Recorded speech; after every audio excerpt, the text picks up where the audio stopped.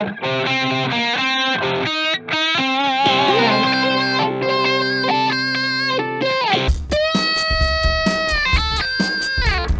everybody, so this is the second Star Wars review I'll be doing. Hopefully it'll be more focused than the Star Wars review I put out yesterday, but this review is for Star Wars Attack of the Clones, or as I like to call it, Starshits Part 2.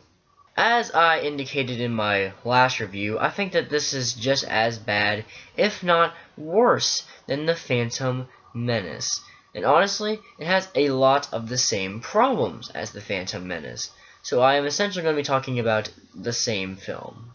I basically have to talk about this movie in 3 parts. The Obi-Wan part, the Anakin and Padme part, and then the finale. So, I'll start with the Obi-Wan part, pretty much the only part that'll have any positives in it, whatsoever. So, yes, this is not still good. It is still boring to watch. Not really much interesting things happen, even though in theory they should be quite interesting. This is the Clone Army, how the Jedi got the Clone Army, which had been indicated in the original Star Wars. And we had finally seen these Clone Wars come to light. However, a lot of the things about the prequels sound good on paper, but aren't good in execution, and this really is no different. While it's not as horrible as other parts of the prequels, it's just kind of eh. Well, the difference between this and Phantom Menace is because this is the beginning of the Clone Wars, this feels like it actually had to be part of these films, even if they're not great. But, you know, it's still bad. It's still not good, even though it isn't as worthless as the Phantom Menace. So basically, Obi-Wan goes on this hunt for this planet called Kamino, where apparently that this guy had bought the clone army for the Jedi 10 years ago, and then, oh, by the way, I guess it's yours now. And this is what bothers me about the prequels. This is so obviously a setup. And even if it's not a setup, you don't know it's a setup. This is fishy as hell. Just, oh yeah, by the way, this guy who died 10 years ago, he paid for this army. Oh, okay, right. That makes a lot of sense. This is just not believable, and the way that Lucas tries to subvert this is, oh, the dark side is clouding the Jedi's visions of the Force. No offense, I don't think you need the Force to know this is really, really, really suspicious. And that's a problem with the trilogy in general. Despite these Jedi supposedly being so great and so powerful, they don't realize the most obvious plan to take them down of all time is happening right before their eyes. Oh yeah, they're vaguely suspicious. They don't really do anything, despite the fact that this is the most obvious plan ever. The Emperor is not being very subtle. He is being so upfront, and in any realistic sense, this would never, ever work. And maybe you could say that about the original trilogy. Maybe you could say if you put it under a microscope and actually analyze it, maybe it wouldn't hold up. But you know what? Those movies are freaking good, so you don't really pay attention. And when you all have all of this crap being thrown in your face, yeah, you get down to the nitty-gritty of logic in these kind of films, and it's just annoying how stupid the Jedi are in these movies. Aren't they supposed to be the all-powerful Jedi? Why are they so damn stupid? Despite this, Ewan McGregor tries to make an interesting performance. But, I mean, he doesn't really succeed, but he's still likable enough. He's probably one of the best parts of the prequels overall. And this storyline, like I said, is just boring. Not really awful to watch, so really for the prequels, that's a plus. But now we have to get into the Anakin and Padme story. My god, the Anakin and Padme storyline in this movie is, just for the most part, even taking out all of the horrible dialogue, terrible performances, and just overall cheese, are just not well-filmed scenes. There's no chemistry between Natalie Portman and Hayden Christensen. But of course, I don't think anybody can have any chemistry with Hayden Christensen because he is basically a board. You remember the plank from Ed, Edd and Eddy? That's Hayden Christensen. Hayden Christensen is the Plank from Ed, Edd and Eddy, because he has no emotion. He has one tone in this movie, and it's ridiculous. Even though technically Natalie Portman is bringing a little bit more energy to this character, she is still so boring. And I don't really understand how anyone could fall in love with this character, because she is just another Plank from Ed, Edd and Eddy, just the one maybe with the face painted on it.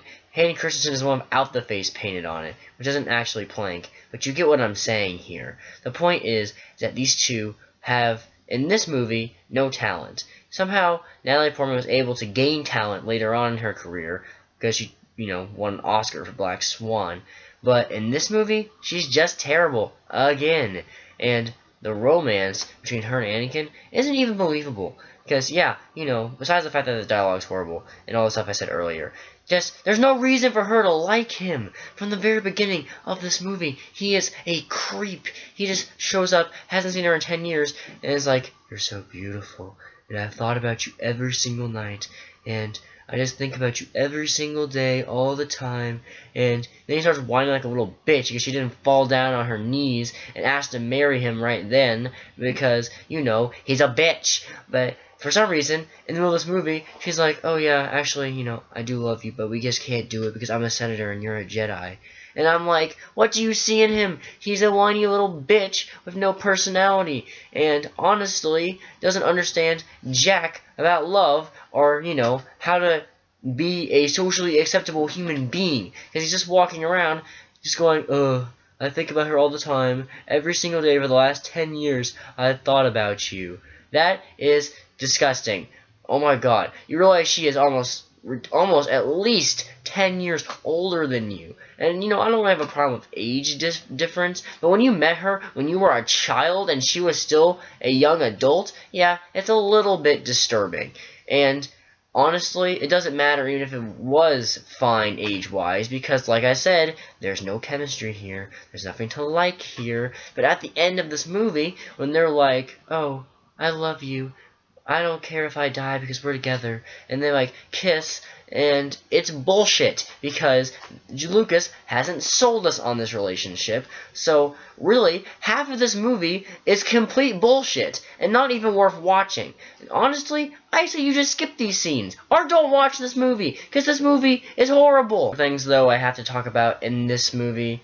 Okay, so Count Dooku is the villain here. Like I mentioned in the last review, they always have a different villain per movie. This one, it's Count Dooku, and this has the same problem that Spectre has. He's basically just on the sideline for most of this movie. And who is the sidekick? Well, he's not really Count Dooku's sidekick. Jango Fett is kind of like the henchman in this movie. And some people might be like, "Oh, Jango Fett, I like Boba Fett, he must be cool." No! Jango Fett, the guy who played this guy, every line sounds like he is disinterested. Like he just took the paycheck and walked away. It is horrible. His lines of dialogue are literally just face value, give you what you need, and move on. He is horrible in this movie. And yeah, he didn't have much to do. Still, he's not watchable. And Count Dooku is not menacing, he's not threatening. As great of an actor as Christopher Lee is, you're playing a character that has no menace, because he hasn't been on screen at all. He comes in literally in the third act of this movie for the first time. He's been mentioned a couple of times, but it doesn't really matter because you can mention people all you want. I'm not afraid of people because you just mention that they're doing stuff. You have to show me them. And you know what Darth Vader did in this first movie? He choked a guy out in his first damn scene. What does Count Dooku do? Talk about crap I don't care about. He's walking down a hallway trying to get people to sign his treaty. You think I give a crap about your treaty? That's not menacing. That's not interesting. It's just boring. And Dooku isn't a threat. And he's not a threat because he's playing in these movies for a total of about 15 minutes. Because he's at the end of this movie, and then he dies in the first sequence of the next movie. Spoiler if you haven't seen it. But it doesn't really matter to me. Because Count Dooku doesn't matter in this series. They wasted Christopher Lee, an actual good actor, in this movie. But of course, that's what Lucas did to all the good actors in these movies. They're all wasted. So really, consistency, people. Very quickly, I'm going to talk about the final battle, and then the lightsaber battle. The final battle, already looks dated as hell, because there's just so much CGI jargon on the screen that really isn't that impactful or interesting. A lot of it actually just boils down to the Jedi saying, hey, destroy this thing, and then the clones destroy that thing, because we need to have it to show off, look how great the clones are. But really, they're good at their job, I guess, but they're not really interesting to watch in this movie because it all looks so CGI and fake. Very quickly, there's a lot of CGI in this movie. And there's a part of this movie where literally a hand-down shot comes down to Obi-Wan Kenobi, and at first I thought it was animated, because it looks so bad. And obviously that's what CGI is, but the whole thing looked animated, because there's no person on the screen at this point, it's just all CGI, so it's literally just an animated shot, and it looks horrible, because it's dated so badly. Anyways, back to the final scene though, I'm all for dramatics and all, but there's really no logical reason for the Jedi to have 15 or 20 of their members get wiped out before the clones show up. It's just so stupid. It just doesn't make any freaking sense. And then the lightsaber battle is really anticlimactic and boring. You know, the one against Darth Maul, it actually is quite good in the last movie. It actually is good. It's kind of fun to watch. Even though it's not edited great, it still has some impact to it. And this, it just happens. I actually missed the beginning of it because I didn't realize we had transitioned into battle mode. It's really that bad. And when Yoda shows up, it doesn't get much better. But there's a part where it's Anakin versus Count Dooku, where literally there are just shots of their faces, and then there's just glows going over their face. It's like, you don't see any actual lightsabers hitting each other, just a bunch of zzz on their face. It's not interesting to watch. It just looks stupid as hell. And really, when you can see them hitting each other, it's still not that interesting because Count Dooku hasn't been on screen the whole movie. So it's not interesting to watch him fight these people because we don't give a shit about Count Dooku because he doesn't matter in these movies. If you don't get the idea from this review, I really don't like this movie. I really don't like this movie.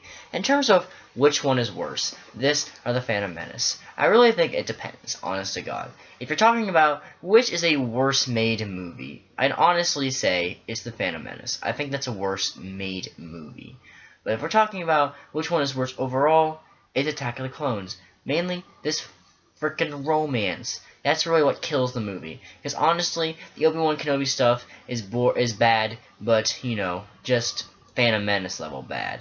And really, honestly, it's a little bit better than the Phantom Menace, because at least it's essential to watch. And then the final battle scene is just bad. It's bad. Okay, it's bad. But it's still slightly better. But the romance is what kills it. And I can go on and on about this film, like why Natalie Portman just starts losing clothes for no reason in the middle of the final action scene, but I'm not going to do that because this video is already pretty long. I'm just going to give this thing a D- already and just get out of here. Of course, like always, I want to know what you all think. Do you somehow like this movie? I'd be shocked if you do, but if you do and you want to defend it, comment below. And of course, you can subscribe right here on the screen. And until next time with my review of Revenge of the Sith, see you later.